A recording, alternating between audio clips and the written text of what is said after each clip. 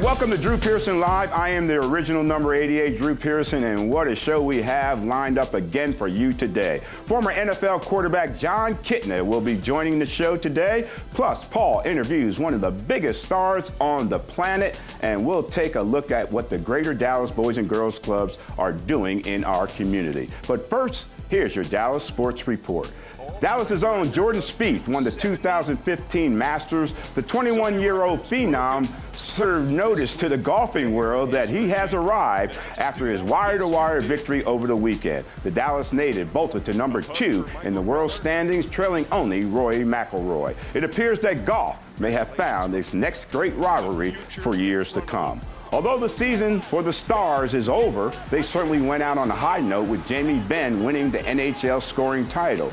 Benn secured his title with only 8.5 seconds left in the regular season when he assisted Cody Eakin on the game's final goal. Benn is the only player to win the title in the history of the Stars franchise. And your Dallas Mavericks are gearing up for a postseason run once again. With Chandler Parsons and Devin Harris nursing injuries, the odds of the team playing at full strength are very slim. But with Coach Carlisle at the helm, you know anything is possible. Sportsweek is up next, so don't go anywhere, because according to my watch, Drew Pearson Live starts right about now. Hut, hut!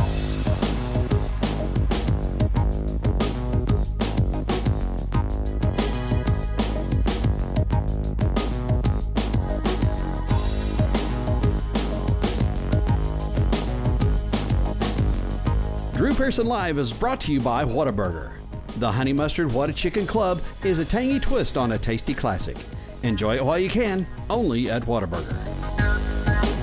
I'm joined now at the Sports Desk by Sean Bass, and he's from 1310 The Ticket. Sean, welcome to Drew Pearson Live, and thank you for joining me at the Sports Desk. Always good to be with the original 88. Oh, right on, Sean. And, you know, we got a lot of sports to talk about in a short period of time, but let's get started with Jordan Spieth at first. You know, how big of a win was that for him individually and for golf as well? Well, when you're the second youngest Masters winner ever, you know, you've pretty much made the rest of your career. I know the folks at Under Armour are probably thrilled. Absolutely, that's incredible. Getting all that exposure. Incredible pub, yes. But it's good for the area because, I mean, this has been a golf-rich area for a number of years, and to have somebody at the forefront of the young generation, I guess the next generation past Tiger Woods, along with Rory McIlroy, I mean, those two are going to dominate the game for what could be a couple of decades. And it's really great that a local product who, you know, came from a pretty well-to-do family, but you'd never know it. He's a salt-of-the-earth kid.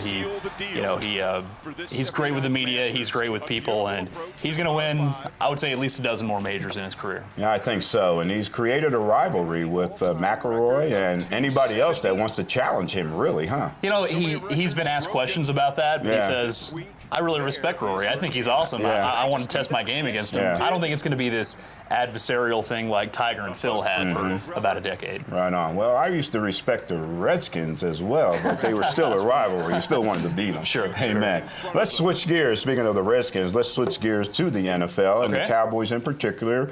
Oh, no, we got the draft coming up. It's coming up real fast.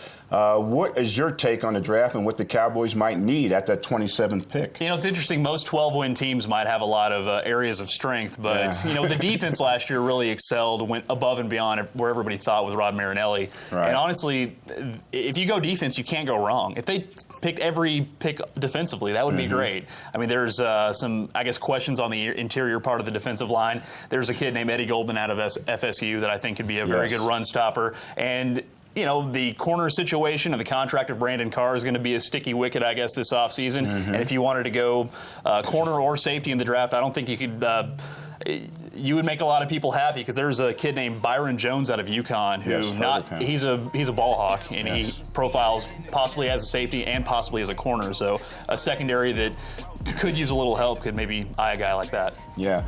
Well, I hope they go defense as well. They've done a lot of things to shore up that offense, and they great season last year, and they got by with the defense, but to get over that hump, to win further into the playoffs, I think you need to shore up that defense, like you said. Well, defense wins championships, and you know, the pass rush could be good, getting a guy like Greg Hardy, although that sort of compromises some of the fans' morals about, you know, whether they want to cheer for the guy on Sunday. Until they win, and they'll start team for sure. And then you have a guy like DeMarcus Lawrence who could be a pressure player. So, maybe in the interior defensive line or the secondary is where I could see them drafting high.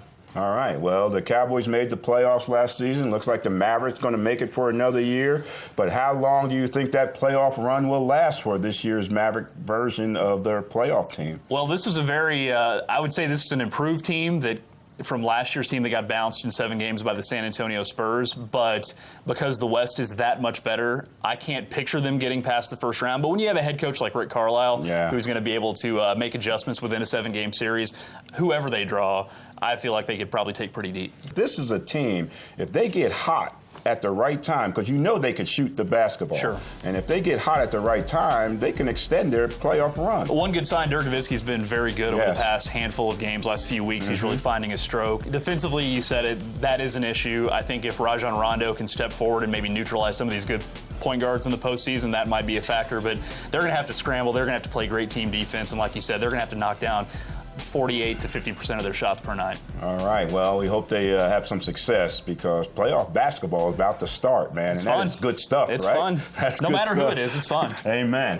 And let's switch gears again. Baseball. The Rangers, up and down, pitching problems, injuries, all kinds of things besetting them early in this season. Well, when you lose Yu Darvish to start the year, that lowers everybody's expectations, and then you lose Derek Holland on opening day after 9 pitches, and he's going to be out for a few months, and who knows how long it's going to be. So you just basically have to go night to night and hope for the best from the starting pitching. The bullpen's been a slight bright spot early, but this offense is so inconsistent. Jeff Bannister's having to put out what seems like a different lineup every night, just trying to hope for the best. I don't see a lot of consistency early, but if they find, I guess, a new normal under their new manager, maybe they can hang around 500 to make this summer interesting. Yeah, one bright spot so far has been Prince Fielder. He's putting the bat on the ball, and it's finding the holes, and he's looking good doing it. He's hitting around 400. He's got a great on base. It's just the power has yet to come, and I think when you trade for a guy like that with that type of contract, especially the guy they parted with Ian Kinsler, I think a lot of folks are very reluctant to really embrace Prince. But if he starts hitting home runs and you put together an over 300 average, I think a lot of folks would